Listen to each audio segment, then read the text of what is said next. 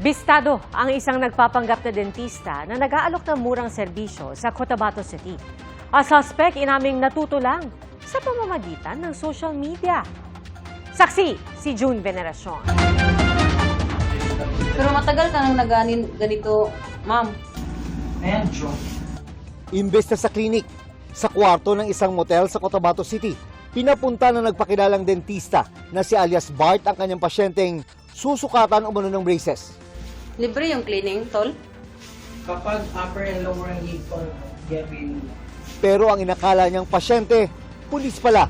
Arestado si alias Bart dahil hindi naman pala siya lisensyadong dentista. Check ko lang yung bag mo. Tingnan mo mabuti, kaya magkano sabihin mo. Ikinasa ang entrapment matapos ma-monitor ng PNP Anti-Cybercrime Group ang suspect na nag-aalok online ng dental services gaya ng pagkakabit ng braces sa halagang 1,000 pesos lang. Wala naman talaga itong clinic. Yung mga kuha na lang niya, mga pagpapanggap ay kung asan siya, ay doon na lang pupuntahan. Sabi ng Anti-Cybercrime Group, marami na ang nabiktima ng suspect na pumasok daw sa illegal na gawain para suportahan ang kanyang pag-aaral. Dahil mura ang alok para sa dental services, karamihan daw sa mga naging biktima ay mga estudyante rin.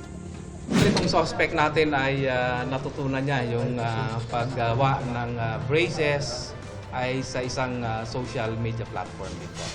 So doon siya nag-aral at pinag-practicean niya yung kanyang mga naging biktima. Ayon sa PNP, may mga minomonitor pa silang ibang peking dentista. Mula March 12 hanggang April 28 ay nasa 14 na ang naaresto ng PNP ACG sa Mindanao dahil sa illegal dental practice.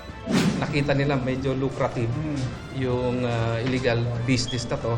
Sinusubukan pa namin makuha ang pahayag ng suspect.